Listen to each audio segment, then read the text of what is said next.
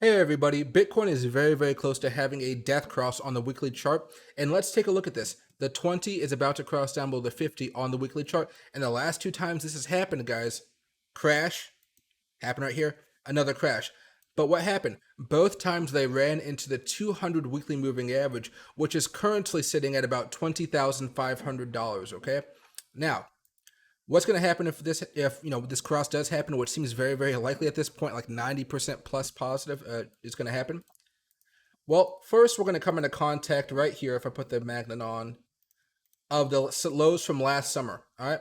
And that's about 28,800, or if you're on the Binance charts, 28,805, all right? That's what you're really worried about at the moment. But let's do a longer term Fibonacci level on here just in case.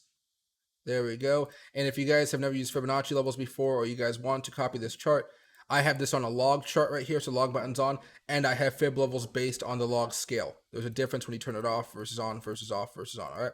Now, what does that mean right here?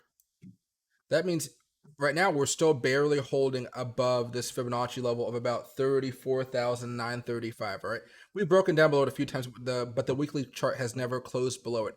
I think that really big first flashing signal that a big move down could be coming is if Bitcoin on the weekly chart really does close below that 34,935 level, okay? That's going to be crucial for you guys to know. And then of course, we'll be heading down here to about 28,800.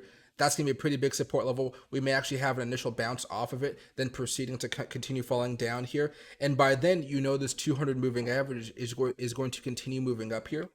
And so, and do remember, this is a weekly chart, so it takes a week for each candle to develop. So this is not going to be an imminent thing that's going to happen this week, so to speak, right?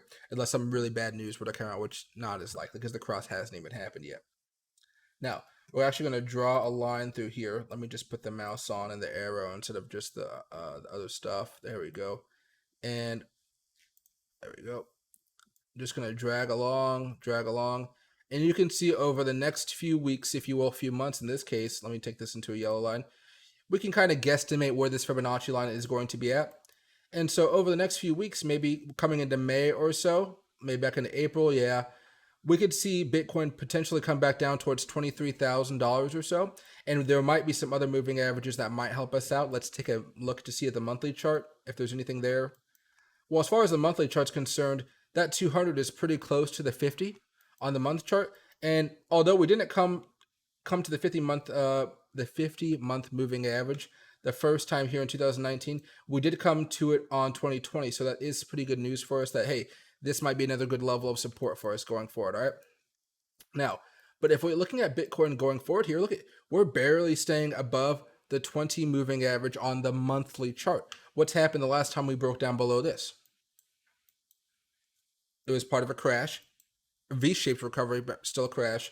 Right here, 1 month bad, broke down below it, then boom, a crash happened after it. Then a slow little, crypto winter, if you will, then popped back off, and then we went off to the races to where we are now. So I could see Bitcoin coming back down to around the $23,000, $24,000 levels, maybe even lower than that. But if we get to sub $25,000 levels, I'm thinking this is a really great opportunity to buy for Bitcoin, where you might see the price kind of come down here just a little bit, but then we have a nice breakout. That breakout, if you wanted to be more bullish on buying it, that would probably happen sometime in September or October, to be frank, which is not going to be the best thing for us, honestly. But, we'll have to see how all this goes. Right now, guys, the best thing you guys can do is to only have smaller positions in crypto as we kind of are teetering right now.